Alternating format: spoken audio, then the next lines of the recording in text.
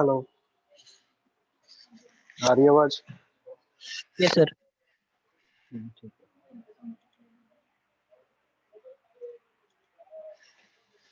लिखना redistribution of charge heading capacitance redistribution of charge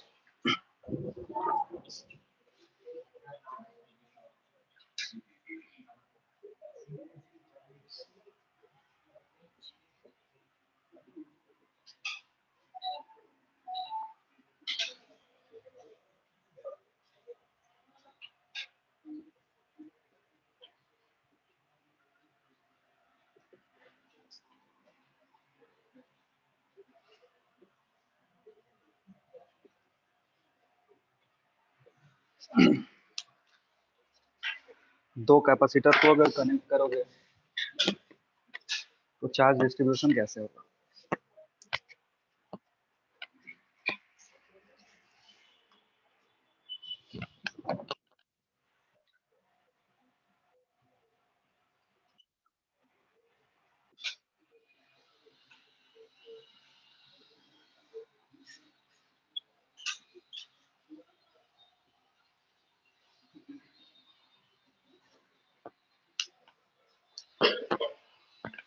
दो capacitor है हमारे पास, दोनों चार्ज है। अगर एक पे चार्ज Q1 है, उसका कैपेसिटेंस C1, दूसरे पे चार्ज Q2 है और उसका कैपेसिटेंस कितना है? C2 है। तो जब दोनों को कनेक्ट करोगे एक साथ तो क्या होगा? देखो, इसको कनेक्ट करने के दो तरीके हो सकते हैं। कनेक्ट करने के दो तरीका होगा, एक positive plate to positive plate,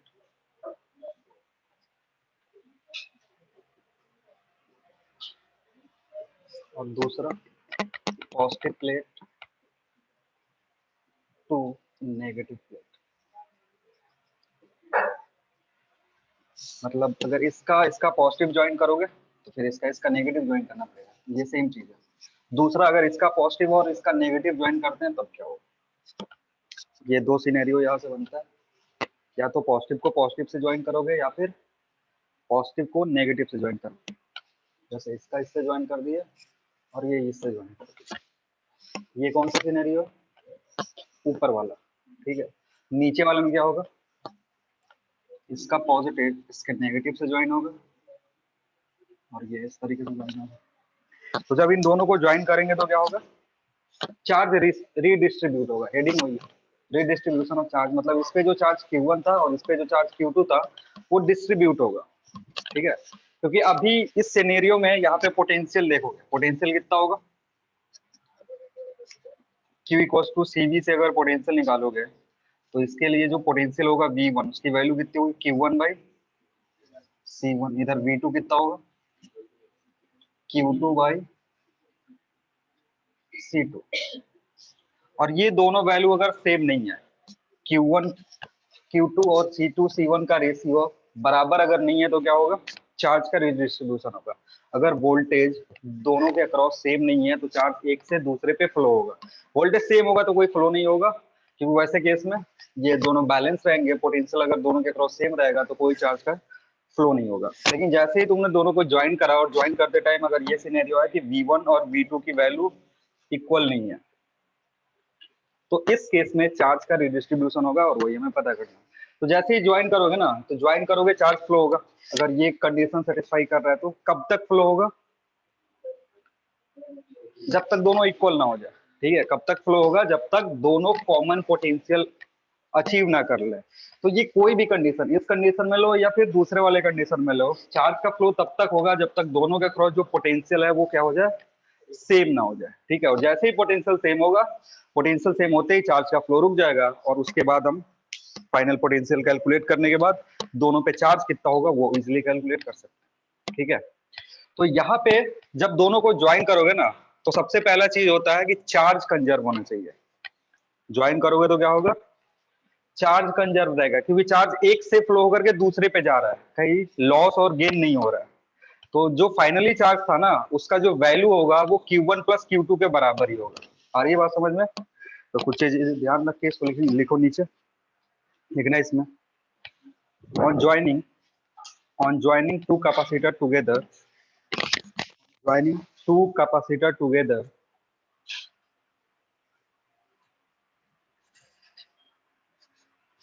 on joining two capacitor together, redistribution of charge, redistribution of charge, redistribution of charge will take place, will take place, will take place until until until potential difference across each capacitor, potential difference across each capacitor becomes same.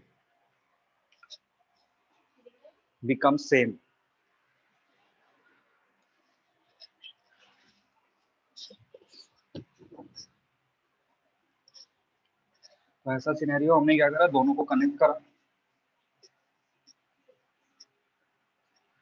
दोनों में से कोई भी एक ले सकते हो, मान लो ये पॉजिटिव है, ये पॉजिटिव है, रिजल्ट जो होगा वो सेम आएगा। फॉर्मूला में थोड़ा सा चार्ज का वो सेट करना होगा। देखो इसको कनेक्ट करोगे तो यहाँ अब दोनों के बीच का जो पोटेंशियल होगा कितना होगा, सेम हो जाएगा। दोनों के जो पोटेंशियल होगा वो क्या होगा, सेम होगा। यहाँ पे चार्ज मान लो Q1 डैश आ गया और यहाँ पे चार्ज क्या आ गया, Q2 डैश। जब इन दोनों को कनेक्ट करोगे ना तो इसका कैपेसिटेंस चेंज होगा,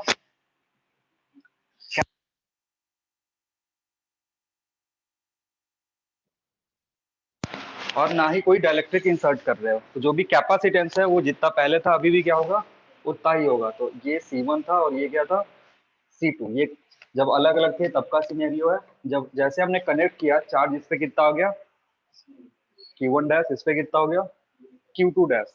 अब हमारे पास पहला चीज क्या है, नंबर 1 है कि चार्ज कंजर्व होगा, फ्रॉम कंजर्वेशन ऑफ चार्ज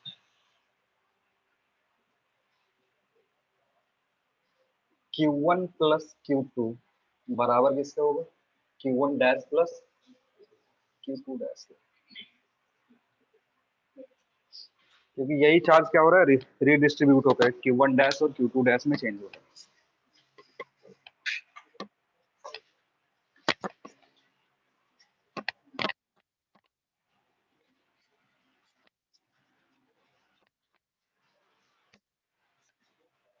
ये पहला इक्वेशन आएगा कंजर्वेशन ऑफ चार्ज से। दूसरा कहां से आएगा, दूसरा लिख सकते हो इससे, V का जो वैल्यू होगा कितना होगा, C1 Q1 डैश और C2 Q2 डैश लिख सकते हो, कोई दिक्कत। V की जो वैल्यू होगी, या V इक्वल, सॉरी उल्टा लिखे, V बाई C और इधर Q2 dash by C। V जो होगा वो कितना होगा, Q1 डैश बाई C1 और वो वैल्यू बराबर होगी Q2 डैश बाई C2 के, क्योंकि जो भी पोटेंशियल है दोनों के क्रॉस वो सेम हो गया, और तभी जाकर के डिस्ट्रीब्यूशन ऑफ चार्ज क्या हुआ है, रुका हुआ। ठीक है, अब इसको यूज करके तुम क्या क्या कैलकुलेट कर सकते हो, पोटेंशियल की वैल्यू कैलकुलेट कर सकते हो। पोटेंशियल कैलकुलेट होगा, ये मान लो इक्वेशन कितना, ये इक्वेशन 2 है, तो फ्रॉम 1 एंड 2 से क्या लिख सकते हो, Q1 plus Q2, Q1 plus Q2 बराबर किसके होगा, C1V प्लस C2V के। तो यहाँ से V कॉमन करोगे तो क्या आएगा, Q1 plus Q2 divided by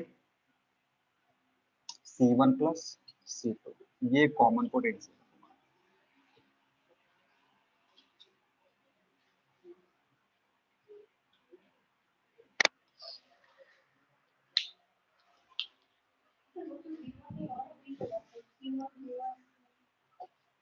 हाँ इसको C1V प्लस C2V, और जैसे ही पोटेंशियल आ गया Q डैश और Q2 डैश निकाल सकते हो।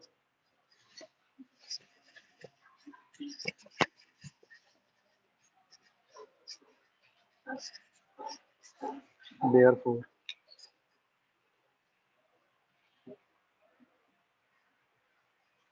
बोलो Q1 डैश कितना होगा?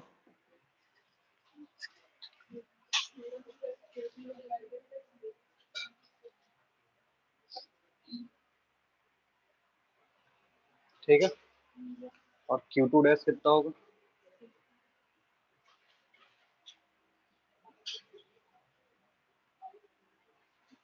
बस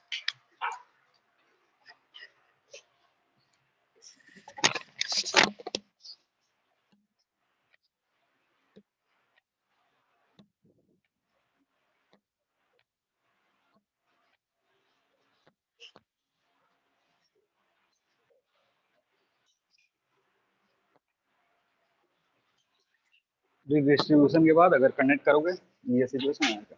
और ये हमने किसके लिए करा था? जब दोनों पॉजिटिव प्लेट कनेक्ट कर रहा था तो। और अगर पॉजिटिव को नेगेटिव के साथ कनेक्ट करोगे तब क्या होगा? पॉजिटिव को नेगेटिव के साथ कनेक्ट करोगे तो क्या होगा? देखो इसमें ज्यादा कुछ चेंज नहीं होगा। मान लो, देखो क्या होगा, जो भी अगर उल्टा वाला केस कर रहा हूँ,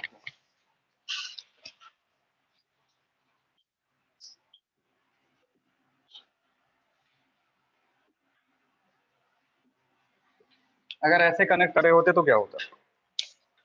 फॉर्मूला ये सेम रहेगा, बस यहाँ Q2 की जगह -Q2 आ जाएगा। ठीक है ना, सब चीज सेम रखेंगे, बस यहाँ Q1 और इधर जब प्लस रखे थे ना तो फॉर्मूला में क्या आ रहा है? Q1 plus Q2। जब उल्टा कनेक्ट करते हैं, यहाँ प्लस के साथ इसको क्या कनेक्ट करते हैं?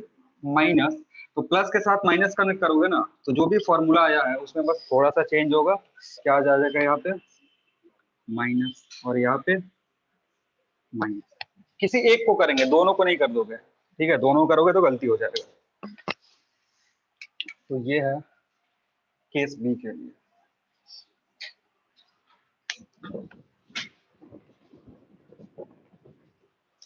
बाकी सारा चीज सेम है। पोटेंशियल के लिए वही फॉर्मूला होगा। पोटेंशियल के लिए जो फॉर्मूला होगा उसमें भी Q2 की जगह क्या रखोगे? माइनस कर दोगे। ठीक है ना, पोटेंशियल का फॉर्मूला था ना V equals to Q1 plus Q2। यहाँ क्या करोगे? Q2 divided by C1 plus C2।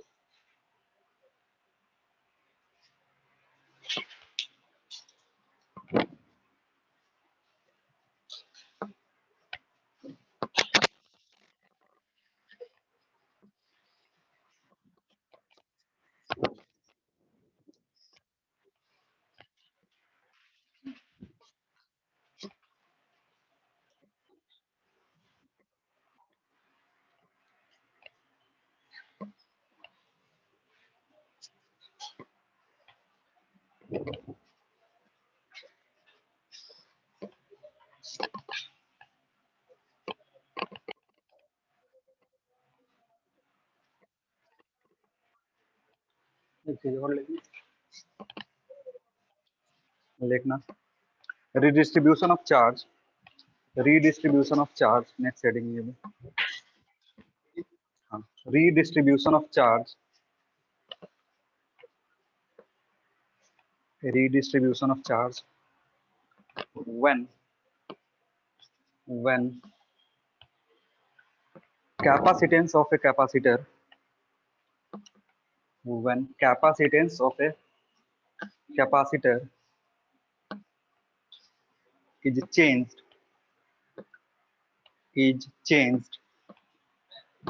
without changing its potential, without changing its potential,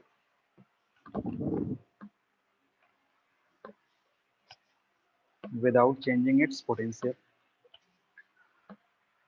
ठीक है, और ये तभी पॉसिबल है ना जब कैपेसिटर को बैटरी से कनेक्ट करके रखोगे कंटिन्यूसली। ये कब पॉसिबल है?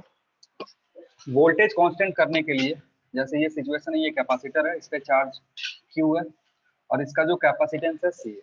अगर कैपेसिटेंस चेंज कर रहे हो, ये कैपेसिटेंस अगर चेंज करोगे तो क्या होगा? दो केसेस बनते हैं, एक इसको विदाउट बैटरी करके रखें और दूसरा विद बैटरी करके रखें। तो जब विदाउट बैटरी करके रखते हैं ना तो चार्ज कंजर्व रहता है। ठीक है, और जब विथ बैटरी करके रखेंगे तो क्या होगा? पोटेंशियल कांस्टेंट रहेगा। ठीक है, दो सिचुएशन है। अगर बैटरी यहाँ लगा हुआ है, बैटरी लगा हुआ है तो चार्ज चेंज होगा, पोटेंशियल क्या होगा? सेम रहेगा। ठीक है, पोटेंशियल सेम रहेगा। और अगर यहाँ पे कौन सा बोल रहा हूँ, बैटरी नहीं हुआ था। अच्छा वो लिख लो, नीचे नोट में लिख लो ताकि कंफ्यूजन ना हो। लिखना when change in capacitance, when change in capacitance, when change in capacitance is done, is done, is done without battery. Change in capacitance is done without battery. Charge on, charge on, charge on capacitance is conserved. Charge on capacitance is conserved.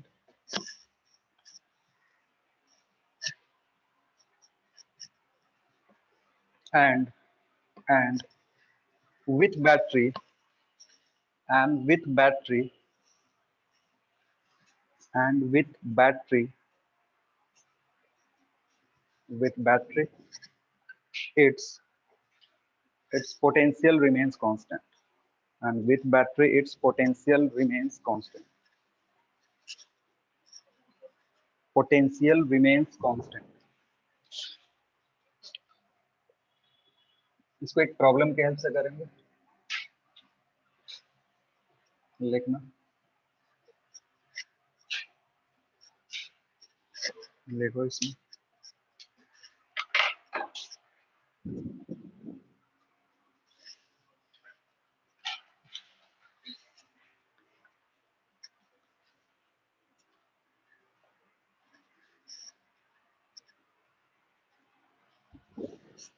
लिखो a dielectric slab, a dielectric slab having dielectric constant K, a dielectric slab, slab SLAB, slab, a dielectric slab, अजीब अजीब word दे, कोई slab लिख रहा है, देखो घूमते घूमते ये चीज मिला, कोई स्लेब लिख रहा है, कोई स्लैब लिख रहा है, SLAB लिखना, a dielectric slab having dielectric constant K is inserted in the given capacitor, in the given capacitor, in the given capacitor, then find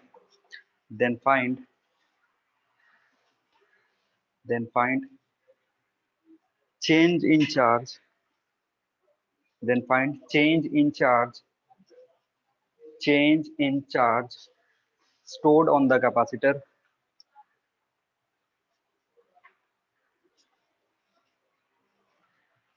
stored in the capacitor, and change in energy, change in energy, change in energy stored on the capacitor, stored on the capacitor, no, energy stored on the capacitor, change in energy stored, ST, हाँ ठीक है, stored on the capacitor, and loss in energy, and loss in energy.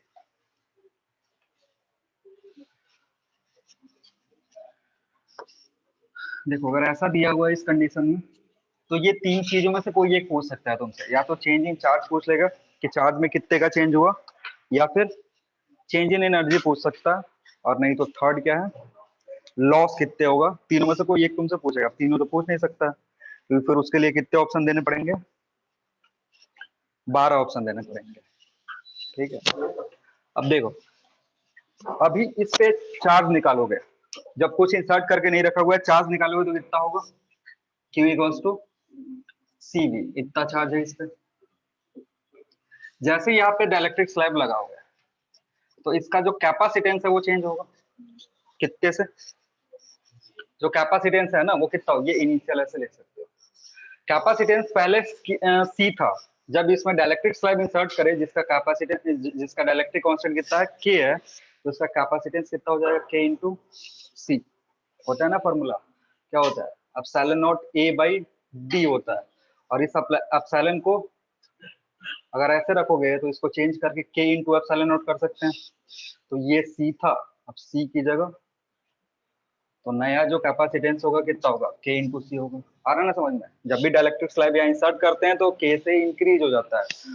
तो यहाँ पे actually में capacitance पहले सी था, बाद में कितना हो गया, के सी हो गया, लेकिन जो पोटेंशियल है ना वो क्या रहा, सेम रहा। पोटेंशियल अगर सेम रहा तो यहाँ से चार्ज फ्लो होगा। बैटरी का काम क्या होता है, चार्ज सप्लाई करना। बैटरी का काम क्या होता है, इधर से करंट फ्लो होता है, करंट के चलते यहाँ पे चार्ज जाकर के जमा होगा। तो अब नया चार्ज निकालोगे, नया अगर तुमने चार्ज निकाला तो Q फाइनली कितना होगा, सी डैश इंटू वी, क्योंकि ये सी डैश है तुम्हारा, और सी डैश की वैल्यू कितनी है, के सी वी। तो जो डेल्टा क्यू है, डेल्टा क्यू मतलब चेंज इन चार्ज, वो कितना होगा, this minus this, Q F minus Q I, कितना होगा, सी वी इंटू के माइनस 1, ये डेल्टा क्यू है।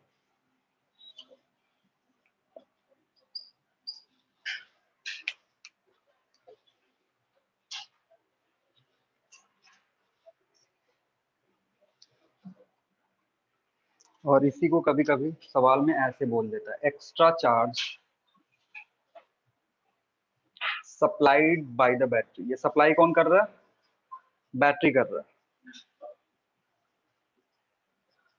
तो कभी कभी क्या होता है ना कि सवाल में थोड़ा सा चेंज इन चार्ज की जगह क्या पूछ देता है, find extra charge supplied by the battery. वो सेम चीज है, दोनों सेम है, सी वी इंटू के माइनस 1।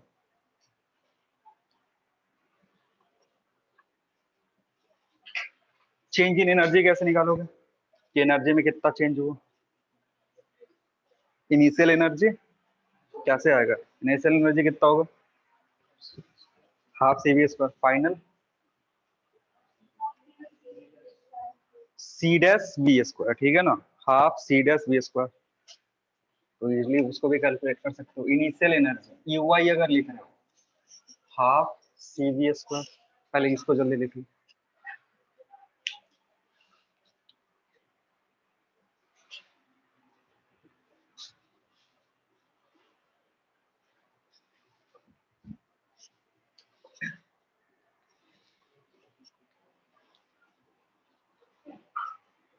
डेल्टा यू कितना है,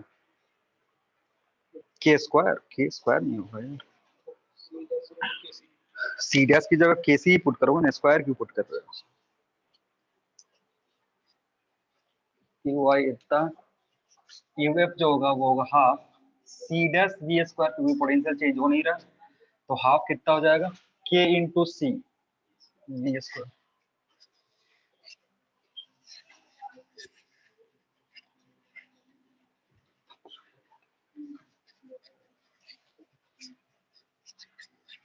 तो अगर चेंज इन पोटेंशियल एनर्जी निकालोगे, delta U, U F minus U I, half C V square common हो जाएगा, के माइनस 1, ये डेल्टा यू है।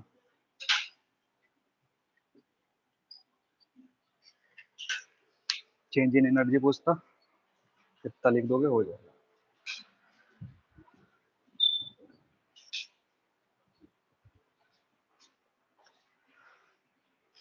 अब इसमें समझना एनर्जी का लॉस का हुआ। देखो पहले ये एनर्जी ये ज्यादा है या ये ज्यादा, इन दोनों में ज्यादा कौन, ऊपर वाला या नीचे वाला, ऊपर वाला ज्यादा है। के की वैल्यू 1 से ज्यादा होती है, छोटी होती है, के का वैल्यू 1 से ज्यादा होता है या छोटा होता है, 1 से कम होता है। के हमेशा 1 या 1 से ज्यादा होता है, ये सब भूल गए।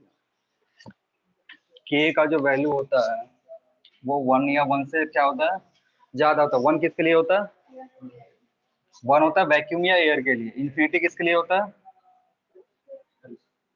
कंडक्टर के लिए, ये एयर और वैक्यूम के लिए होता है, ठीक है। अब देखो यह यूएफ है, ये यूआई है, यूएफ ज्यादा, जो एनर्जी स्टोर हुआ है वो ज्यादा हो गया ना इसके चलते, तभी तो डाइलेक्ट्रिक इंट्रोड्यूस करते हैं, ताकि जो एनर्जी पहले स्टोर थी वो क्या हो जाए, बढ़ जाए, ज्यादा से ज्यादा एनर्जी स्टोर कर सके, इसलिए हम डाइलेक्ट्रिक इंसर्ट करते हैं किसी भी कैपेसिटर में या कंडेंसर में। तो जब एनर्जी ये बढ़ रहा है तो फिर लॉस कैसे हो रहा है? एनर्जी घटता तो सोचते हैं कि लॉस हो रहा है, लेकिन सवाल में तो पूछा हुआ है कि लॉस बताओ, लॉस होगा? लॉस होगा तो फिर कहाँ होगा? देखो, स्टोर कितना हुआ, कितना, मतलब एनर्जी में जब हमने चेंज देखा ना, तो कैपेसिटर के क्रॉस जो चेंज है वो कितना है, इतना है। तो हमें देखना है ना कि एक्चुअली में बैटरी कितना सप्लाई कर रहा है, क्योंकि एनर्जी आ कहां से रहा है, बैटरी से। तो बैटरी जो सप्लाई कर रहे हैं वो पूरा का पूरा जाना चाहिए था कैपेसिटर पे, लेकिन अगर नहीं जाएगा तो फिर क्या होगा, लॉस होगा। और ज्यादा चला गया तो है, ज्यादा चला जाएगा तो क्या होगा, जाएगा ही नहीं ना, फिर लॉ ऑफ यूनिवर्स बेकार हो जाएगा, ज्यादा नहीं जाता। अब देखो होता क्या, क्योंकि जो बैटरी सप्लाई कर रहा है ना, energy supplied by the battery,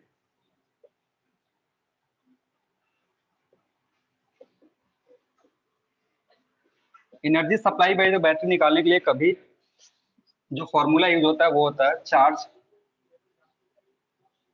flow through the battery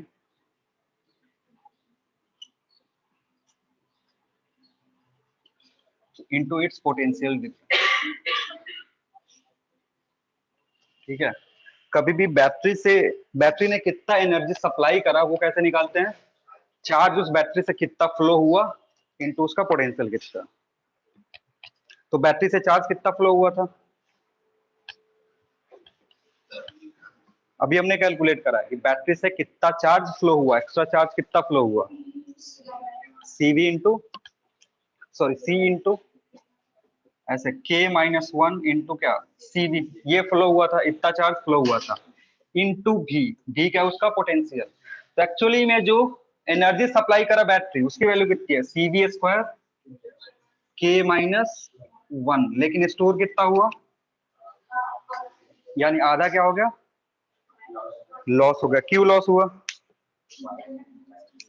internal resistance किसका, हाँ, वायर का, क्योंकि जब हमने बैटरी को कैपेसिटेंस से कनेक्ट करके रखा है तो किसके थ्रू करे हैं, वायर के थ्रू कनेक्ट करके रखे हैं। और वायर में जब करंट फ्लो होता है तो क्या होता है, रेसिस्टेंस आएगा, उस रेसिस्टेंस के चलते लॉस होता है। और वो जो लॉस होगा वो कैसे निकलेगा, कितना सप्लाई करा और कितना स्टोर हुआ। तो सप्लाई कितना करा है, सीवी स्क्वायर के माइनस वन, स्टोर कितना हुआ है, हाफ सीवी स्क्वायर के माइनस वन, यानी आधा का आधा कहाँ चला गया, वायर में चला गया। उसी को जूल हीटिंग बोलते हैं, जो हम पढ़ेंगे करंट इलेक्ट्रिसिटी। ठीक है ना, तो लिखना है इसमें लॉस इन एनर्जी, ये पहले लिखो इधर जल्दी से। और ये फॉर्मूला याद रखना है, कभी भी energy supply by the battery कैसे निकालते हैं, कितना चार्ज उधर से फ्लो हुआ into potential of the battery.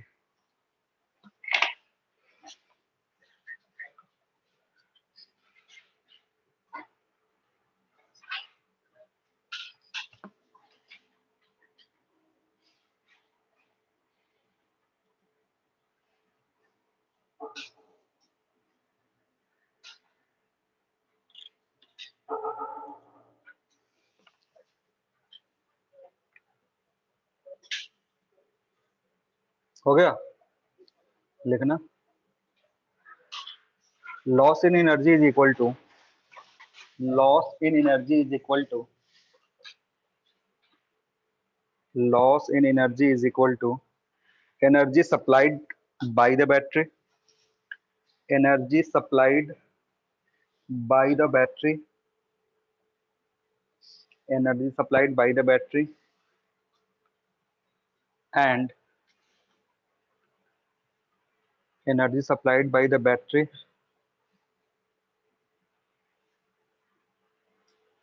and नहीं लिखो, माइनस लिखो, minus minus change in energy, minus change in energy, change in energy of capacitor, change in energy of capacitor. Capacitor का काम ही होता है वो किसी सोर्स से एनर्जी लेगा, खुद चार्ज हो जाएगा, और जब जरूरत पड़ेगा तो क्या करेगा, सप्लाई कर देगा। ठीक है ना, जो भी फैन में या कहीं भी कंडक्टर यूज होता है, ये कंडेंसर यूज होता है या कैपेसिटर यूज होता है, उसका काम ही वही होता है, एनर्जी स्टोर करेगा, फिर जहाँ जरूरत पड़ेगा उसको सप्लाई कर देगा। ये केस है जिसमें हमने बैटरी कनेक्ट करके रखा है, और अगर बैटरी कनेक्ट करके नहीं रखते तो, बैटरी कनेक्ट करके नहीं रखते तो क्या कंजर्व होता, चार्ज कंजर्व होता है, उसको बोलते हैं आइसोलेटेड कैपेसिटर। अगर आइसोलेटेड कैपेसिटर है कोई भी जो फुल्ली चार्ज है, अब उसमें हम क्या कर रहे हैं, डाइलेक्ट्रिक इंसर्ट कर रहे हैं, तो ऐसे केस में क्या होगा, पोटेंशियल चेंज होगा, चार्ज होगा वो क्या रहेगा, कंजर्व रहेगा। जैसे अभी एक कैपेसिटर है, इस पे चार्ज Q था और इसका कैपेसिटेंस C है, इसमें तुमने क्या करा, एक डाइलेक्ट्रिक स्लैब इंसर्ट कर दिया, उसके चलते इसका कैपेसिटेंस चेंज हो जाएगा। लेकिन ये किसी और चीज से कनेक्टेड नहीं है ना, तो चार्ज फ्लो नहीं होगा किसी और चीज से। जैसे इधर चार्ज को फ्लो होने के लिए क्या चाहिए, सर्किट चाहिए, सर्किट होता तो फ्लो होता है, ये सर्किट नहीं है, तो इस पे चार्ज जो है वो कितना रहेगा, क्यू ही रहेगा, तो फिर क्या चेंज होगा, पोटेंशियल, क्योंकि सी चेंज हो रहा है, सी चेंज होकर के केसी हो जाएगा। यहाँ पे पोटेंशियल अगर वी है तो यहाँ पे वी डैश होगा, ठीक है, और यहाँ पे अगर वी निकालोगे, वी की वैल्यू कितनी होगी, इधर V equal to Q by C, इधर वी डैश का वैल्यू कितना होगा, क्यू बाई के सी, ठीक है ना। पोटेंशियल घट रहा है बढ़ रहा है, जब स्लैब इंसर्ट कर रहे हैं तो क्या हो रहा है, पोटेंशियल घट रहा है ना, के से डिवाइडेड हो गया। तो अगेन यहाँ पर भी चेंज इन एनर्जी निकाल सकते हो, अगर यू आई देखोगे, यू आई की वैल्यू कितना होगा, हाफ क्यू स्क्वायर बाई सी। अभी चार्ज से चलेंगे ना, क्योंकि चार्ज कांस्टेंट है, तो क्यू स्क्वायर बाई सी, इधर यू एफ कितना होगा, यू एफ कितना हो रहा है, बोलो, हाफ के सी हो रहा है। अब देखो फाइनल एनर्जी क्या हो रहा है, घट रहा है बढ़ रहा है, फाइनल एनर्जी क्या हुआ, घटा या बढ़ा, कांस्टेंट रह रहा है,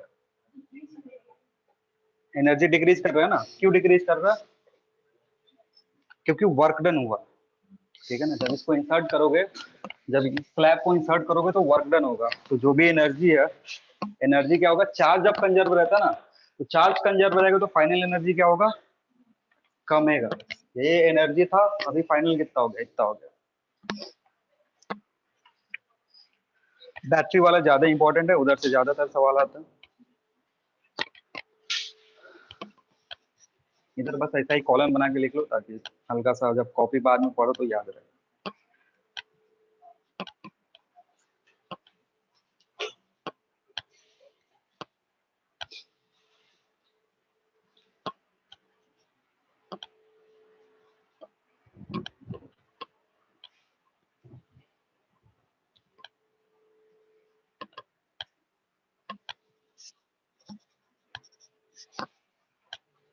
हो गया, एक सवाल लिखो। हो जाएगा, लिख लो, उसी में लिख लो, लिखना।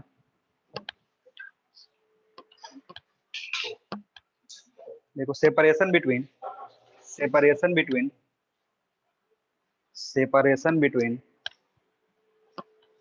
a parallel plate capacitor, separation between a parallel plate capacitor, a parallel plate capacitor is changed from, is changed from D, from D small d to to 2D, ऐसे from D to 2D, ठीक है। First of, if area, if area of the plates, if area of the plates is capital A, capital A, then find, then find work done, then find work done, work done, work done during this process,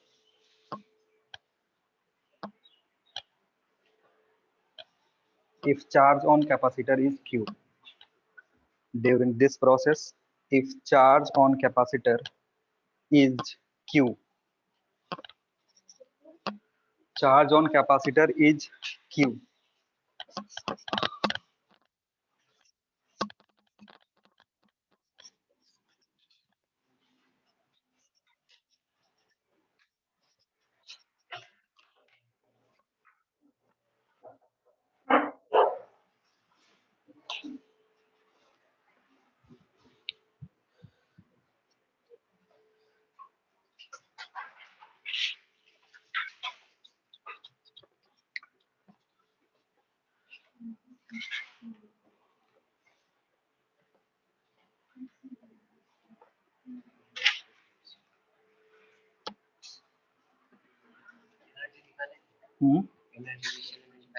बस वही है। और work done इधर लिखे हो ना तुम, सही चीज को लिखो। वर्क डन क्या होगा, चेंज इन, बस वही का। कैसे भी करके अगर कैपेसिटेंस चेंज हो रहा है तो इसका मतलब तुम वर्क डन कर रहे हो। कैपेसिटेंस चेंज करने के लिए हम क्या करते हैं, वर्क डन करते हैं। और वर्क डन अगर कर रहे हो तो वो क्या होगा, चेंज करेगा किसको, एनर्जी को। जो एनर्जी स्टोर हो रहा है ना कैपेसिटर में, उसी को चेंज करेगा। तो तुम्हारा काम क्या है, वर्क डन यहाँ बस लिख देना, work done is equal to change in potential energy. और चेंज इन पोटेंशियल एनर्जी निकालने के लिए तुम्हारे पास बहुत सारा फॉर्मूला है, 3 फॉर्मूला है। उन तीनों फॉर्मूला में कौन सा यूज करेंगे वो दिमाग लगाना है। क्यूबी वाला यूज करेंगे, सीबी वाला यूज करेंगे, ठीक है, या फिर सीक्यू वाला यूज करेंगे। आ रहा है बात समझ में? सर सीबी वाला यूज कर सकते हैं ना सर? सीबी वाला क्या पोटेंशियल कांस्टेंट है? देखो यूज कुछ भी कर सकते हो, लेकिन हम वो यूज करते हैं जिससे हमारा सॉल्यूशन जल्दी आ जाए, ठीक है ना। तो कोई भी अगर कैपेसिटेंस का सवाल लिखा ना, उसमें तुमको पहले सोचना है कि कांस्टेंट क्या रहेगा ड्यूरिंग द प्रोसेस। अगर कांस्टेंट पता चल कर लिए तुम, तो कांस्टेंट पता करते ही जो भी तुम्हारा सॉल्यूशन है वो थोड़ा सा कम हो जाता है। तो ये जब प्रोसेस कर रहे हो, जब सेपरेशन इंक्रीज करोगे तो क्या कांस्टेंट रहेगा, क्या कांस्टेंट रहेगा, चार्ज कांस्टेंट रहेगा। क्योंकि तुमने इसको किसी बैटरी से कनेक्ट करके नहीं रखा है। पहले चार्ज कितना था, क्यू था, डिस्टेंस कितना था, डी था। जब इसको मूव करो, किसी एक प्लेट को मूव कर लो, मूव करके हम कहा ले गए, 2D कर दिए, ठीक है। तो जब हमने ये प्रोसेस करा ना, तो हमारा जो फॉर्मूला आता है सी का, वो क्या होता है, पैरेलल प्लेट की epsilon naught A by D. तो ये सी है। सी डैश का जो वैल्यू होगा वो कितना हो जाएगा, epsilon naught A by 2D। यानी कैपेसिटेंस क्या हो रहा है, चेंज हो रहा है। और कैपेसिटेंस चेंज हो रहा है तो पोटेंशियल चेंज होगा, ठीक है। पोटेंशियल चेंज होगा, एनर्जी चेंज होगा। यहाँ पे लिख सकते हो जो एनर्जी होगा यू आई, उसकी वैल्यू कितनी होगी, हाफ क्यू स्क्वायर बाई सी।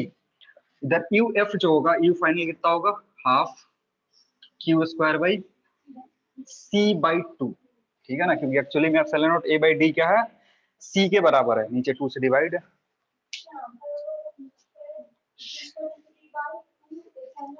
इसका चेंज निकाले हो, हाँ ठीक।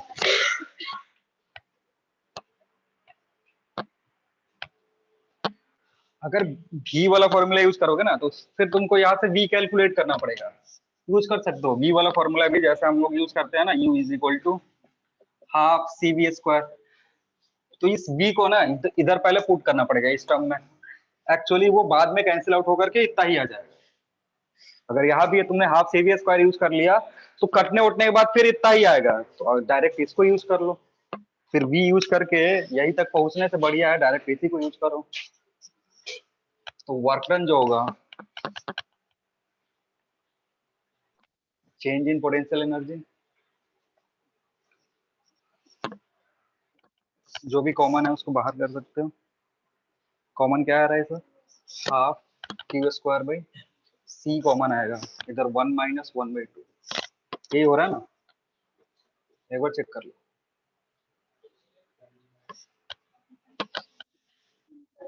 इसमें से कॉमन क्या होगा, 2, और इधर से कॉमन क्या होगा, 1। अब ठीक है, कौन सा सामने वाला, ये देख लो एक बार। ये ऊपर चला जाएगा ना, ये वाला जो टर्म है ये कहाँ चला जाएगा, ऊपर। तो कॉमन करोगे तो 2 यहाँ बचेगा, 1 इधर बचेगा। तो जो वर्क डन होगा वो कितने के बराबर होगा, क्यू स्क्वायर बाई सी की वैल्यू यहाँ से पुट कर सकते हैं, तो गिवन जो आंसर आना चाहिए वो जो सवाल में दिया उसी के टर्म में आना चाहिए।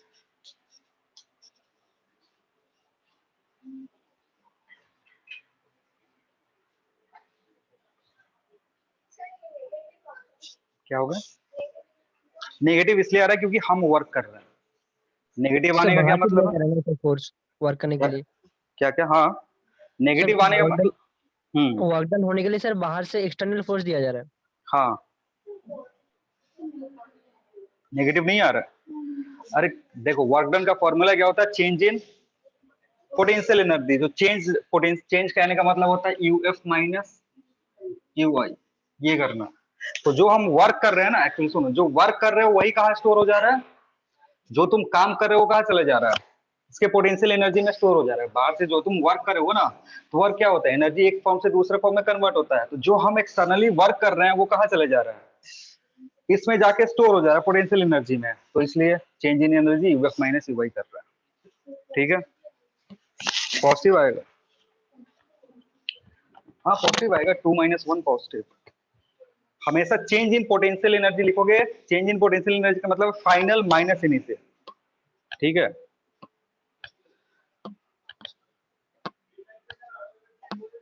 लिखना एक और हेडिंग लिख लो, याद रखना इसको।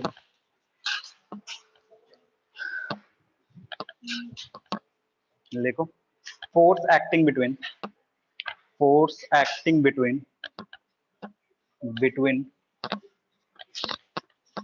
force acting between plates force acting between plates of a parallel plate capacitor force acting between plates of a parallel plate capacitor।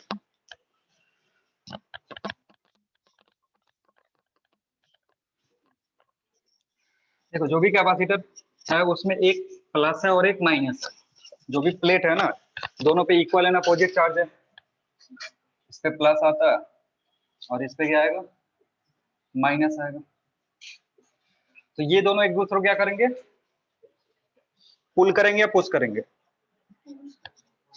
पुल करेगा ना। ये इसको पुल करेगा, इधर की तरफ फोर्स लगाएगा, और ये प्लेट इस पे क्या करेगा? फोर्स लगाएगा। दोनों म्यूचुअल फोर्स है, दोनों की वैल्यू क्या होनी चाहिए? सेम होनी चाहिए। म्यूचुअल फोर्स है, दोनों की वैल्यू सेम होनी चाहिए। तो अगर इस पे चार्ज क्यू है और इस पे चार्ज माइनस क्यू और इस पे प्लस क्यू है, दोनों पे फोर्स कितना लग रहा होगा? प्लेट पे जो फोर्स की वैल्यू आएगी वो कितनी होगी? एरिया ए है, सेपरेशन इनके बीच में कितना? डी है। अभी ए रख के चलते हैं। सोचो पहले थोड़ा सा कि कैसे करेंगे, फोर्स कैसे निकलेगा।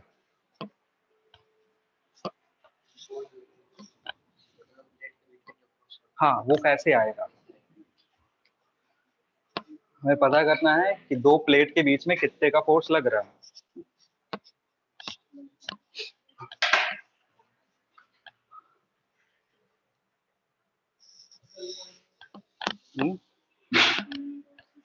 कितना कूलम यूज कर सकते? कूलम नहीं क्योंकि point charge v equals to E D. फिर उससे ई से क्या करोगे उसके बाद? हम्म, हम्म, तो फिर v इक्वल्स टू एफ हो गया। नहीं, फिर तो बैलेंस ही नहीं होगा ना। फोर्स कभी पोटेंशियल के बराबर कैसे हो सकता है? नहीं, वर्क डन क्यों निकालेंगे? जैसे दो चार्ज होता है ना, दो चार्ज के बीच में फोर्स लगता है। ठीक है, सिमिलर केस है यहाँ पे दो प्लेट है, तो दो प्लेट है तो दोनों के बीच में फोर्स लगेगा क्योंकि दोनों पे चार्ज है। कैसे निकालोगे? अरे किसी एक के चलते इलेक्ट्रिक फील्ड निकाल लो, उसको दूसरे के इलेक्ट्रिक फील्ड में रख दो। दो चार्ज अगर यहाँ पे रखा हुआ है क्यू और यहाँ पे माइनस क्यू, तो कैसे फोर्स निकालते हो? जो कूलम फॉर्मूला है वो डायरेक्टली यहाँ यूज हो जाएगा। अगर कूलम फॉर्मूला यूज नहीं होता है तो इसके चलते यहाँ पे इलेक्ट्रिक फील्ड होगा ना, ई की वैल्यू कितनी होगी? के क्यू बाई आर। और अगर इसमें मल्टीप्लाई कर दोगे माइनस क्यू से तो क्या हो जाएगा? Minus K Q square by R square. Same यहाँ यूज कर लो, क्योंकि इस प्लेट के चलते यहाँ पे कुछ इलेक्ट्रिक फील्ड होगा, तो यहाँ पे इलेक्ट्रिक फील्ड निकाल लो और इस इलेक्ट्रिक फील्ड में इसके चार्ज से मल्टीप्लाई कर दोगे तो क्या आ जाएगा? फोर्स आ जाएगा। नहीं समझ में आ रहा है? अरे इलेक्ट्रोस्टैट भूल ही गए क्या? फोर्स क्या होता है? Force is equal to Q into E. तो किसी एक प्लेट के चलते दूसरे प्लेट पे कितना इलेक्ट्रिक फील्ड होगा वो कैलकुलेट करो, और फिर उस इलेक्ट्रिक फील्ड में दूसरे प्लेट पे जो चार्ज है उससे मल्टीप्लाई कर दो, वो क्या दे देगा, फोर्स दे देगा। नहीं आ रहा समझ में?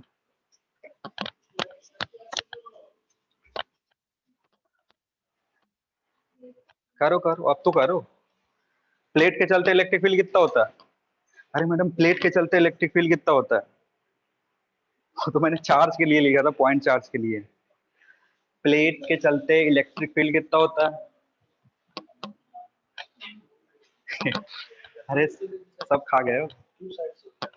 हाँ, एक साइड के लिए भी होता है, एक साइड के लिए बताए थे। कितना होता है प्लेट के लिए? Sigma by 2 epsilon not. यार इतना क्या परेशान होना है। चार्ज सीट के लिए है, सीट के लिए, या फिर एक प्लेट है जिसका एक सरफेस पे चार्ज है, दूसरे सरफेस पे चार्ज नहीं है, उसके लिए वैल्यू क्या होता है? Sigma by 2 epsilon not. ये सिग्मा क्या होता है? Surface charge density. यहाँ पे टोटल चार्ज कितना है? क्यू। ए से डिवाइड कर दोगे तो सरफेस चार्ज डेंसिटी आ जाएगा। अरे बोलो जल्दी। देखो, अगर इसके चलते निकालोगे electric field due to positive plate के चलते अगर इलेक्ट्रिक फील्ड निकालोगे, ई की वैल्यू कितनी आएगा?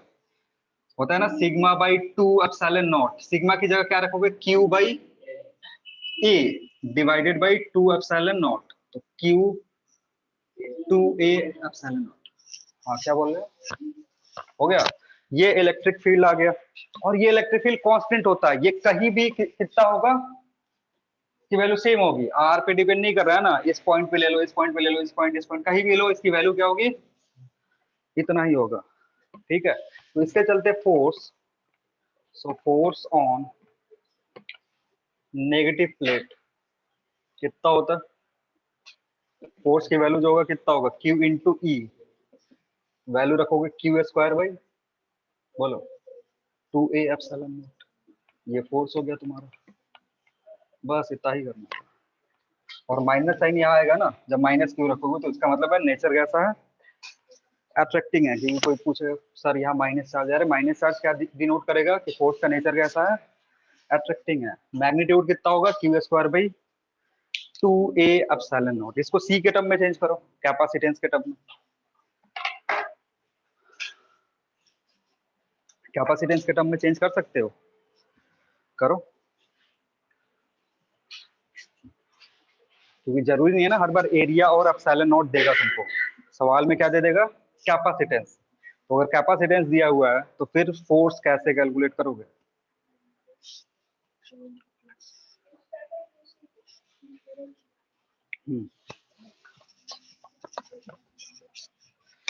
चलो, जो फोर्स है एफ, उसको क्या लिख सकते हो?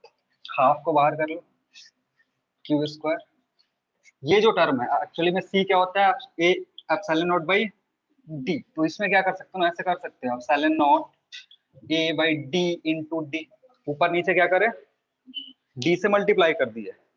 इस वाले टर्म में डी से डिवाइड करें, और इसी में डी से क्या करें? Multiply. D D cancel out होगा, कितना हो जाएगा? 1। लेकिन ये टर्म का हमें जरूरत है, ये हाफ क्यू स्क्वायर सी इंटू डी होगा। डी क्या था तुम्हारा? सेपरेशन बिटवीन द प्लेट या डिस्टेंस बिटवीन द प्लेट। और अगर इतना कॉमन करोगे, ये वाला टर्म इतना, तो इसको क्या बोलते हैं? इसको क्या बोलते हैं? अरे ये इतना टर्म अगर कॉमन करते हैं, इसको क्या बोलेंगे? हाँ, potential energy stored in the capacitor. तो एक्चुअली में जो फोर्स होता है ना, वो क्या होता है? Energy stored divided by separation between the plate.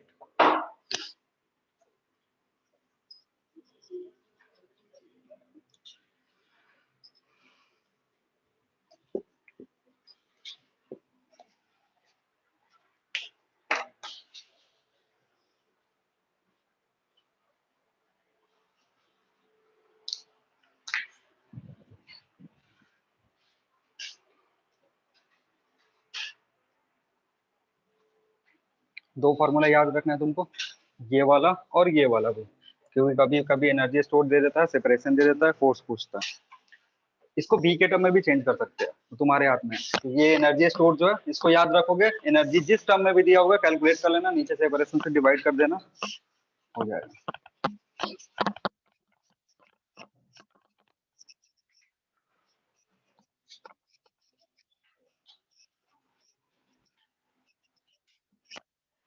एक सवाल लिखो।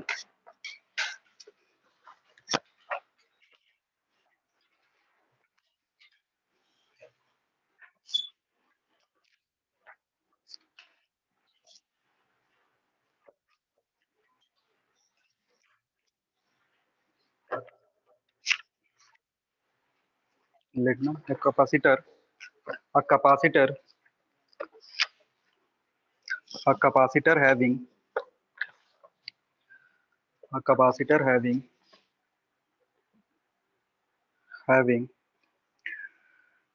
200 microcoulomb charge, having 200 microcoulomb charge, 200 microcoulomb charge, and 2 microfarad capacitance, and 2 microfarad capacitance, 200 microcoulomb charge and 2 microfarad capacitance is connected to another capacitor, is connected to another capacitor, is connected to another capacitor with same polarity, with same polarity, with same polarity, having having having 800 microcoulomb charge, having 800 microcoulomb charge and 3 microfarad capacitance, and 3 microfarad capacitance. Then find then find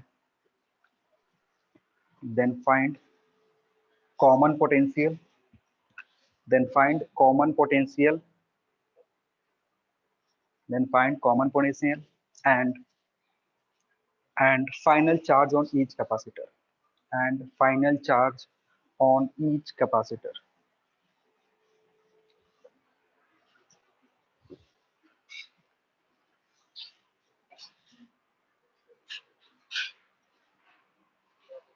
Hmm? 803 3 microfarad, 202 microfarad से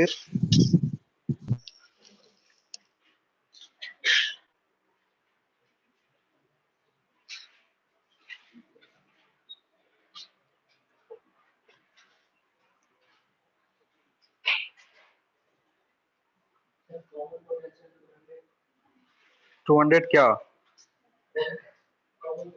कितना 200 volt micro में होगा नहीं, फिर तो micro micro cancel out हो जाएगा।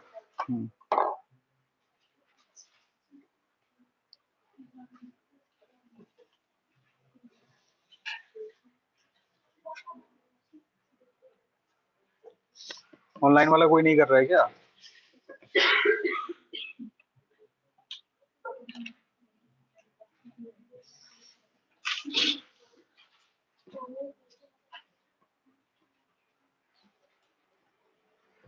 देखो डायरेक्ट फॉर्मूला क्या बोल रहा है कि अगर सेम पोलैरिटी कनेक्टेड है, हाँ 2 के लिए सर 120 और मतलब 3 के लिए नहीं, वोल्ट कॉमन पोटेंशियल तो कॉमन होगा ना, चार्ज अलग अलग होगा। हाँ वो कॉमन, तो ये Q1 है। देखो सेम पोलैरिटी कनेक्टेड है, हमारे पास फॉर्मूला क्या है, V is equal to Q1 plus Q2 divided by C1 plus C2, जो भी वैल्यू दिया रख दो। 800 एंड 200 दिया ना, तो 800 एंड 200 कितना हो जाएगा, सीधे 1000। यूनिट का ध्यान रखेंगे, माइक्रो कूलम दिया हुआ है, और इसको ऐड करोगे तो 5 माइक्रो फेराड, यहाँ से क्या आएगा 200 वोल्ट आएगा, ठीक है। और Q1 अगर निकालते हो तो Q1 क्या होगा, C1 इंटू V, C1 की वैल्यू कितनी है 2 माइक्रोफैराड इंटू 200 कितना हो जाएगा 400 माइक्रोफैराड, हाँ सॉरी माइक्रो कूलम, इधर वोल्टेज है। और Q2 जो होगा वो होगा C2 इंटू V, जिसके चलते ये 600 माइक्रो, 600 आना भी चाहिए क्योंकि इन दोनों का एडिशन किसके बराबर होना चाहिए 1000 के बराबर।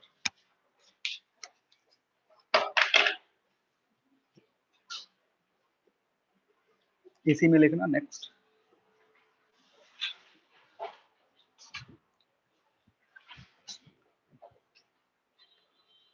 लिखना if in the ever problem, if in the above problem, if in the above problem,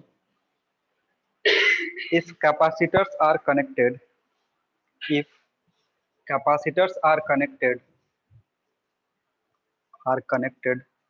with opposite polarity, connected with opposite polarities, connected with opposite polarities, then find common potential and final charge, then find common potential and final charge.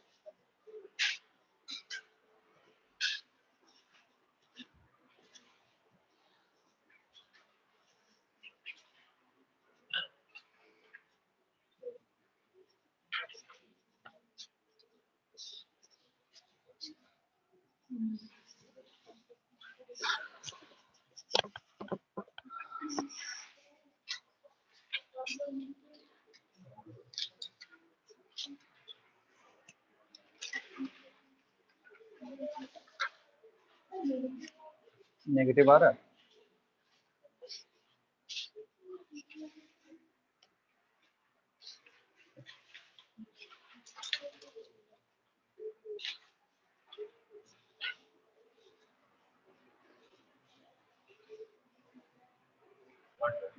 आ रहा है ना negative, नहीं आया, आएगा। करो करो, मतलब है उसका कुछ ना कुछ मतलब है, गलत नहीं है। जो नेगेटिव आंसर आ रहा है ना वो गलत नहीं है, उसका कुछ मतलब है, अभी पता चल जाएगा।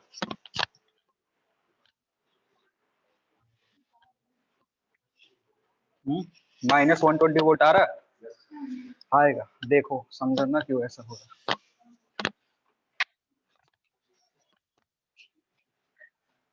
C1 का वैल्यू होता है ना कितना 2, और इस पे चार्ज कितना है,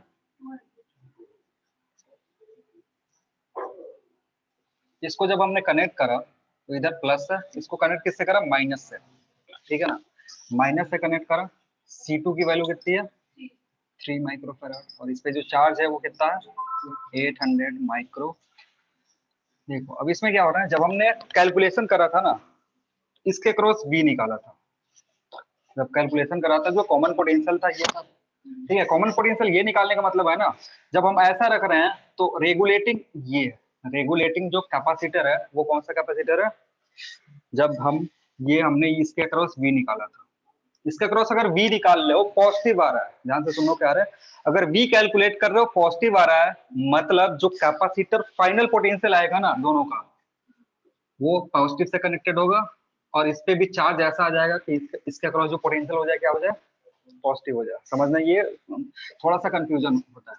इसमें क्या करा ना, अगर तुमने कैलकुलेट करा, कैलकुलेट करता अगर V का वैल्यू पॉजिटिव आ जाता, यानी जो फाइनल फाइनल जो कंडीशन होता है ना वो कुछ इस तरीके का होता है कि इस पे भी प्लस चार्ज है और इस पे भी प्लस चार्ज है, लेकिन हमने अभी कैलकुलेट करा, हमने कैलकुलेट करा, हमारा आंसर कैसा आया नेगेटिव आया। नेगेटिव आने का मतलब ये नहीं कि गलत है, बस यहाँ पे भी माइनस हो गया और यहाँ पर भी माइनस हो गया, ठीक है ना, क्योंकि एक्चुअली में हम जब कैलकुलेशन कर रहे थे तो हमने क्या माना था Q1 को पॉजिटिव माना था। Q1 पॉजिटिव मानने का मतलब है ना हम इसको हायर पोटेंशियल ले रहे हैं, इसको क्या ले रहे हैं लोअर पोटेंशियल, लेकिन जो फाइनल कंडीशन आ रहा है ना उसमें उलट जा रहा है, ये कंडीशन क्या हो जा रहा है लोअर हो जा रहा है और ये क्या हो जा रहा है हायर पोटेंशियल हो जा रहा है, तो उल्टा करके तुम घटा रहे हो, उल्टा करके घटा रहे हो, इसलिए क्या आ रहा है नेगेटिव में आंसर आ रहा है। जब जस्ट उसको ऐसे कर देते ना Q2 minus Q1 divided by C1 plus C2 कोई चेंज नहीं होता। उस टाइम रेगुलेट कौन सा करता? Q2 करता, क्योंकि Q2 में इधर प्लस था और तुमने प्लस रखा है, इसका मतलब इसको प्लस दे रहे हो और इसको क्या दे रहे हो? माइनस दे रहे हो। अरे तो जो वैल्यू लाए हो ना, वैल्यू एकदम करेक्ट है, उसमें कोई दिक्कत नहीं है। बस पोलारिटी क्या होगा? पोलारिटी तुमने उल्टा मान लिया है, ठीक है ना। होता क्या है ना कि जो चार्ज कैपेसिटर होता है वो बिहेव करता है एज ए बैटरी। कोई भी फुल्ली चार्ज कैपेसिटर वो कैसे बिहेव करेगा? बैटरी की तरह बिहेव करेगा। तो यहाँ पे अगर देखोगे, ये जो 800 माइक्रो है ना, ये एक्चुअली इसके अक्रॉस जो पोटेंशियल हो गया है, इसके अक्रॉस जो पोटेंशियल कैलकुलेट करोगे वो उस पोटेंशियल की बैटरी की तरह बिहेव करेगा। इसको अगर कैलकुलेट करोगे, V की वैल्यू कितनी होगी? V की वैल्यू Q बाई C। तो इसका कुछ पोटेंशियल है और इसका जो पोटेंशियल है ना, ये कैसे कनेक्टेड है? इस तरीके से बैटरी से कनेक्टेड है। सारी बात समझ में? और ये क्या करेगा? इसको एनर्जी सप्लाई कर रहा है। तो जब एनर्जी सप्लाई कर रहा है तो बैटरी का दो काम होता है, वो एनर्जी दे भी सकता है और एनर्जी कंज्यूम भी कर सकता है। एक चार्ज होता है और एक डिस्चार्ज होता है। तो जब चार्ज हो रहा होता है तो एनर्जी खुद ले रहा होता है, और जब डिस्चार्ज होता है तो क्या करता है? एनर्जी सप्लाई करता है। तो वही सिनेरियो है यहाँ पे। जब हम कैपेसिटर कनेक्ट करते हैं तो कुछ कुछ कैपेसिटर, कोई कैपेसिटर एनर्जी कंज्यूम करता है और कोई कैपेसिटर एनर्जी क्या होता है? स्टोर करता है। तो जब स्टोर करेगा ना, तो अगर तुमने स्टोर के कोरोस्पॉन्डिंग में प्लस माइनस साइन ले लिया तो उसके अकॉर्डिंग आंसर आएगा, और अगर तुमने कंज्यूम के अकॉर्डिंग में आंसर ले लिया तो उसके अकॉर्डिंग माइनस साइन आएगा। तो उसके लिए परेशान नहीं होने की सर माइनस 120 आ रहा है और ये ऑप्शन में नहीं है। ऑप्शन में क्या होगा? 120 होगा। तो टिक किसको करेंगे? 120 को करेंगे। बस तुमने थोड़ा सा चेंज क्या किया है कि जो चार्ज आ रहा है, एक्चुअली में हमने Q1 को पॉजिटिव लेके चला था, लेकिन चार्ज का फ्लो का जो डायरेक्शन वो अपोजिट डायरेक्शन में है, ठीक है। दोनों पे चार्ज कितना आ रहा है? जब Q1 डैश निकाले कितना है? -240। और Q2 कितना आया? -360 आया ना। देखो अब क्या होगा, इसके पास टोटल चार्ज कितना था पहले? टोटल चार्ज Q1 जो था वो कितना था? 200। -240 होने का क्या मतलब है? यहां से कितना चार्ज चला गया? 440 निकल के कहा चला गया? इसको चला गया। क्योंकि इसके पास चार्ज कितना था पहले? 800 माइक्रोकूलम, लेकिन नेगेटिव में था, क्योंकि जो प्लेट कनेक्टेड था वो किससे कनेक्टेड था? नेगेटिव वाले से। इसने क्या करा? चार्ज सप्लाई कर दिया। चार्ज कितना सप्लाई करा? 440 माइक्रोकूलम। तो पहले ये -800 कूलम था, माइक्रोकूलम था, इतना इसको मिल गया। तो फाइनली चार्ज कितना होगा? -360। अगेन ये माइनस आने का मतलब है ना कि जिस प्लेट को कंसीडर करके हम कैलकुलेशन कर रहे हैं, उस प्लेट पे इधर नेगेटिव चार्ज आएगा और उस पे नेगेटिव चार्ज आएगा। लेकिन जरूरी नहीं है कि हम हमेशा जो स्पेसिफिकेशन देते हैं वो किससे देते हैं? प्लस से। तो जब आंसर हमें देना होगा ना, ऑप्शन चूज करना होगा, तो कौन सा चूज करेंगे? 360 और यहाँ पे 240। क्योंकि कैपेसिटर का जो भी हम प्रॉपर्टी दिखाते हैं वो हमेशा किससे दिखाते हैं? पॉजिटिव वाले प्लेट के पे चार्ज से दिखाते हैं। तो अगर नेगेटिव वाले पे 240 होगा तो पॉजिटिव वाले पे कितना होगा? 240 होगा। और इधर नेगेटिव वाले पे 360 है तो उधर कितना होगा? 360 होगा। बस काम खत्म। तो माइनस आने से परेशान नहीं होना है, गलत नहीं है। बस तुमने क्या करा है, जो अपना रेफरेंस लिया था ना उसको उल्टा ले लिया था, ठीक है। तो रेफरेंस में अब दिमाग वाग लगाना नहीं है, जो कंफ्यूजन था वो खत्म कर दिया। तुमको बस किससे मतलब है? न्यूमेरिकल वैल्यू से। न्यूमेरिकल वैल्यू जो भी आएगा उसको टिक कर देना, वो सही आंसर दे देगा।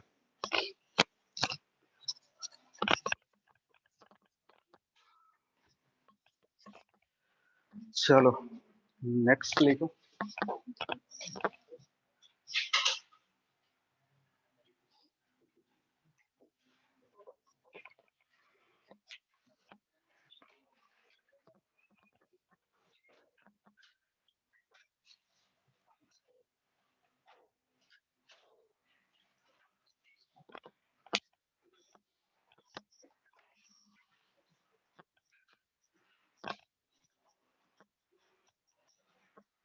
क्या?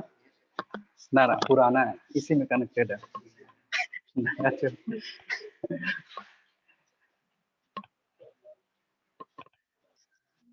पहले हम जो भी पढ़ रहे थे उसमें चार्ज रेस्ट में था। जो भी पहले हम पढ़े हो उसमें क्या है?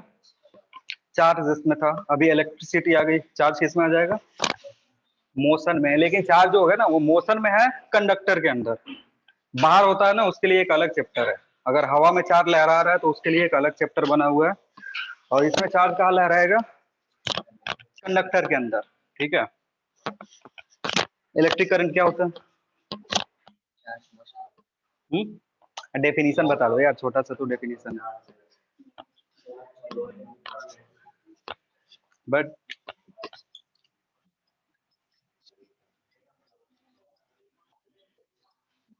बस ये इतना ही डेफिनेशन होता है। Rate of flow of charge को क्या बोलते हैं? करंट बोलते हैं। और चार्ज फ्लो हो रहा है इसलिए उसको इलेक्ट्रिक करंट बोलते हैं। करंट बहुत रिवर करंट भी हो सकता है। तो जब वाटर फ्लो होता है तो उसको क्या बोलते हैं? River current. अभी यहाँ पे क्या फ्लो हो रहा है? इलेक्ट्रिक चार्ज फ्लो हो रहा है, इसलिए इसको क्या बोलना है? इलेक्ट्रिक करंट बोलना है। अब जो रेट है ना, रेट का मतलब क्या होता है? टाइम के रिस्पेक्ट में चेंज। जब भी रेट होता है उसके बारे में हम क्या बात करते हैं कि रेट का ही लिखा हुआ है, इसका मतलब जो चेंज हो रहा है वो किसके रिस्पेक्ट में हो रहा है? टाइम के रिस्पेक्ट में। तो सबसे पहले ना ये जो चीज हम रेट कभी भी एक्वायर कर मतलब चेंज देखते हैं ना टाइम के अनुसार, तो हम क्या करते हैं? एक जगह पे बैठ जाते हैं। कभी भी टाइम के अनुसार जब चेंज करना देखना होता है तो हम क्या करते हैं? पोजीशन को फिक्स कर देते हैं, एक जगह पे बैठ जाते हैं। तो जैसे ये एक वायर है, एक जगह पे बैठ गए, क्या लेकर के? घड़ी। घड़ी हो तब तो टाइम देखोगे ना। तो घड़ी लेकर के बैठ जाते हैं यहाँ पे। यहाँ पे छोटू बैठा हुआ है घड़ी लेकर के, और देख रहा है ना कि इस क्रॉस सेक्शन से इस क्रॉस सेक्शन में चार्ज कितना जंप हो रहा है। इस साइड से इस साइड में चार्ज क्या हो रहा है? जंप होकर जाएगा, क्योंकि करंट अगर इधर मोशन हो रहा है चार्ज का ना, तो इधर से इधर जंप करके जाएगा। तो जंप करके जाएगा। उसने बोला कि 10 कूलम्ब चार्ज जा रहा है कितने देर में? 10 घंटा में। ठीक है, 10 कूलम्ब कितना जा रहा है? 10 घंटा में। तो ये जो रेट है ना, इसी रेट को हम क्या बोलेंगे? करंट बोलेंगे। ठीक है। और करंट दो तरीके से डिफाइन कर सकते हो, average current and instantaneous current. कभी कभी ये टाइम को हम बहुत बड़ा कर सकते हैं, कभी कभी टाइम को क्या कर सकते हैं? बहुत ही छोटा कर सकते हैं। तो अगर टाइम बहुत बड़ा है तो उस केस में हम जो करंट आएगा उसको क्या बोलेंगे? Average current. और अगर टाइम गैप बहुत ही छोटा है तो उसको क्या बोलेंगे? इंस्टेंटेनियस। ठीक है। अब जो ये फ्लो ऑफ चार्ज है ना, ये अपना डायरेक्शन भी चेंज करता है, मैग्नीट्यूड भी चेंज कर सकता है। क्योंकि रेट कभी कभी सेम कांस्टेंट होता है और कभी कभी क्या होता है? चेंज भी हो सकता है। छोटू यहाँ बैठा हुआ देख रहा है, कुछ देर के लिए चार्ज इधर जम करा, कुछ देर बाद चार्ज क्या करा? इधर जम करा। क्या हो गया?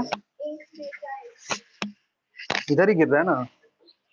हाँ उधर गिर सकता है, उधर गिरने में कोई दिक्कत नहीं है। तो इधर से ना करंट का अलग अलग टाइप आता है। ठीक है। अगर डायरेक्शन चेंज नहीं हो रहा है, मैग्नीट्यूड भी चेंज नहीं हो रहा है, तो ऐसे करंट को क्या बोलते हैं? स्टेडी करंट बोलते हैं या फिर डायरेक्ट करंट बोलते हैं। जब करंट का डायरेक्शन चेंज नहीं होता उसको क्या बोलेंगे? डायरेक्शन और मैग्नीट्यूड दोनों कांस्टेंट होगा तो उसको क्या बोलेंगे? Steady current. और वैसे करंट को या फिर हम डीसी करंट भी बोलते हैं, डायरेक्ट करंट बोलते हैं। और अगर डायरेक्शन चेंज हो रहा है साथ ही साथ मैग्नीट्यूड भी चेंज हो रहा है, उसको क्या बोलेंगे? Alternating current. ठीक है। और अल्टरनेटिंग करंट के लिए अलग से एक चैप्टर बना हुआ है, वो बाद में पढ़ेंगे।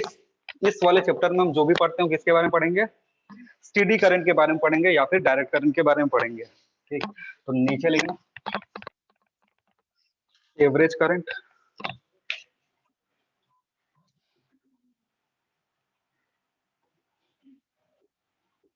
एवरेज करंट को ऐसे आई ए वी जी करके लिख सकते हैं। इसकी वैल्यू होती है delta Q by delta T, या फिर इंस्टेंटेनियस करंट।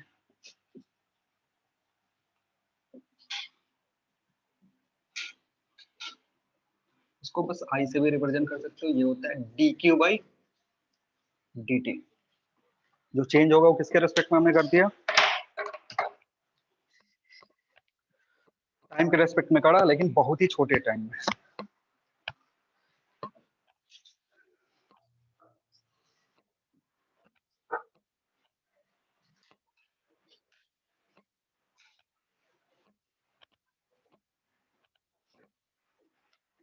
यूनिट क्या होगा? ये फंडामेंटल क्वांटिटी है। इलेक्ट्रिक करंट क्या है? फंडामेंटल क्वांटिटी है। इसका यूनिट क्या होगा? है? अरे ये फंडामेंटल है तो इसका यूनिट बताओ ना, डेराइव्ड क्यों बता रहे हो? फंडामेंटल को फिर उल्टा जाके डेराइव कर रहे हो कूलम से। क्या बात है? फंडामेंटल से हम डेराइव करते हैं, तुम उल्टा ही कर रहे हो। इसका यूनिट, इसका यूनिट क्या है? एम्पियर है। सीजीएस यूनिट पता ही नहीं है, क्योंकि कभी जरूरत नहीं पड़ा होगा।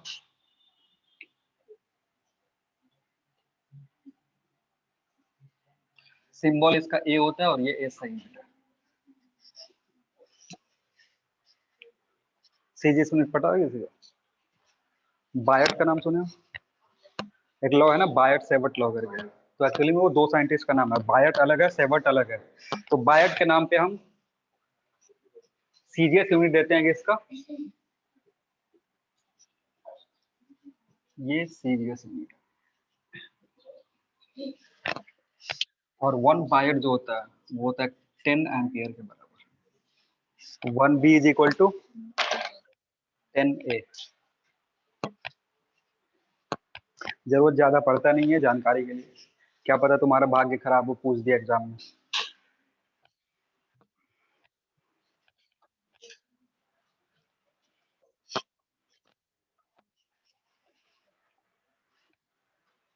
कंडक्टर किसे बोलते हैं? कंडक्टर किसे बोलोगे? हाँ, जरूरी थोड़ा है हर बार काम होगा। कंडक्टर किसे बोलते हैं? नहीं, डिपेंड करता है किसको कंडक्ट कर रहा है। हीट कंडक्टर भी हो सकता है और चार्ज कंडक्टर भी हो सकता है, ठीक है ना। एक मटेरियल है डायमंड करके, ठीक है ना। डायमंड जो है वो सबसे बढ़िया हीट कंडक्ट करता है। डायमंड क्या है? सबसे बढ़िया, सबसे ज्यादा हीट कंडक्ट करता है वो, और वो करंट कंडक्ट करता है। डायमंड करंट कंडक्ट करता है, उसके पास फ्री इलेक्ट्रॉन्स ही नहीं है, ठीक है। तो कंडक्टर अभी हम किसके लिए पढ़ेंगे? करंट जो बढ़िया से कंडक्ट करे। तो जितने भी मेटल्स है ना, मेटल्स के पास क्या होता है? फ्री इलेक्ट्रॉन होता है, क्योंकि हमें करंट के लिए क्या चाहिए? फ्लो ऑफ चार्ज चाहिए। जिसके पास फ्री चार्ज होगा, फ्री इलेक्ट्रॉन्स होगा या फ्री चार्ज है, फ्लो करने के लिए वो बढ़िया कंडक्टर होगा, या इलेक्ट्रिसिटी इजिली कंडक्ट कर सकता है, इसलिए उसको क्या बोलेंगे? कंडक्टर। तो मेटल के लिए तो ये फिक्स है। एयर और लिक्विड में क्या बोलते हैं? एयर और लिक्विड में अगर कोई इलेक्ट्रिसिटी कंडक्ट कर रहा है तो उसको क्या बोलेंगे?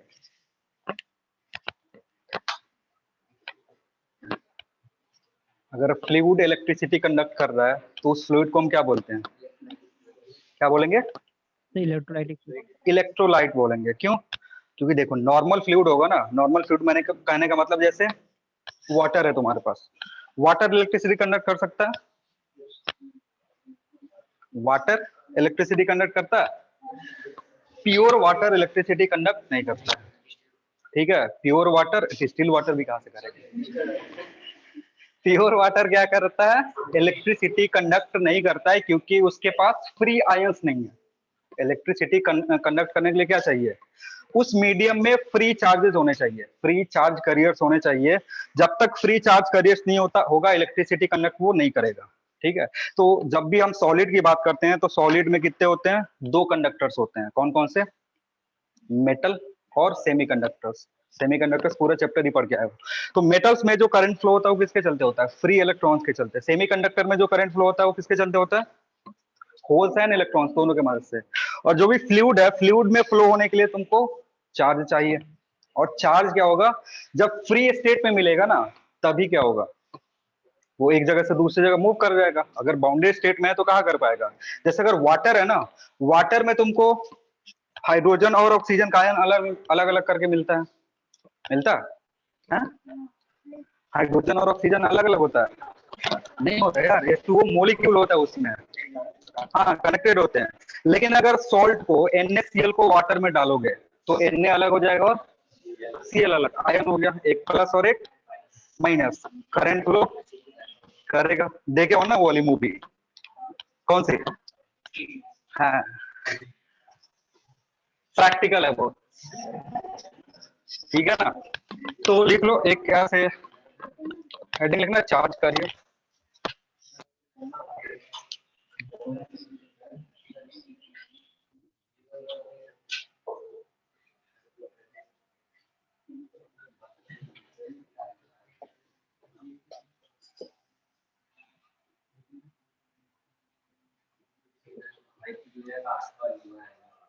कौन है भाई 8 बजे को?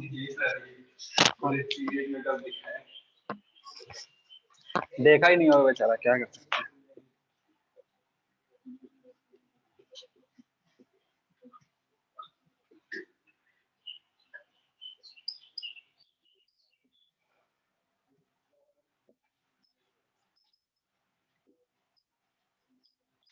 मेटल में बस इलेक्ट्रॉन होता है, लैटिस मूव नहीं करता। सेमीकंडक्टर में क्या होगा?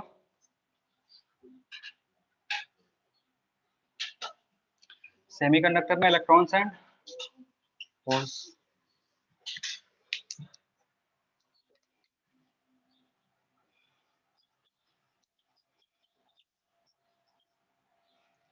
इलेक्ट्रोलाइट्स में क्या करेंगे? आयंस होंगे, पॉजिटिव भी हो सकता है नेगेटिव, दोनों को मूव करेगा। आयन जब मूव करता है तो ऐसा नहीं कि पॉजिटिव मूव नहीं करेगा नेगेटिव मूव करेगा, दोनों मूव करते हैं। जैसे होल और इलेक्ट्रॉन्स दोनों के मोशन से क्या होता है, सेमीकंडक्टर में करंट आता है, वैसे इलेक्ट्रोलाइट में जो करंट आएगा वो किसके किसके चलते आएगा? पॉजिटिव आयंस और नेगेटिव आयंस दोनों के चलते हैं। लेकिन मेटल में एक लौता चार्ज कर होता है जिसको हम क्या बोलते हैं? इलेक्ट्रॉन, क्योंकि लैटिस फिक्स होता है।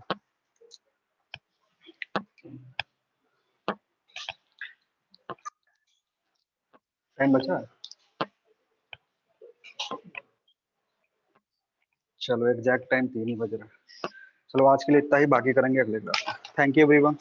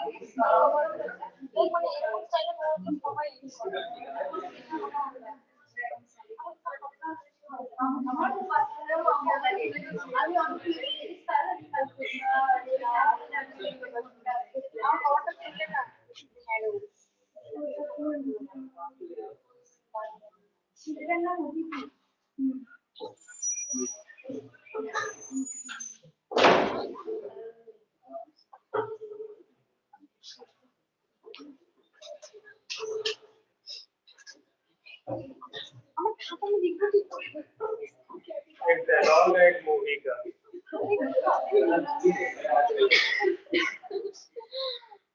डायलॉग है, आज खुश तो बहुत हो गए तुम, सुना है नहीं?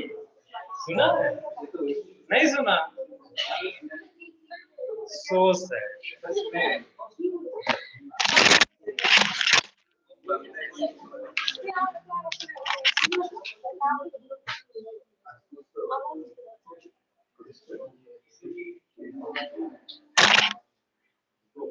क्या इधर स्टार्टिंग, ये तो अभी आपका फिजिक्स चल रहा है, जाके बोलते नहीं उनको कि बायोलॉजी क्लास।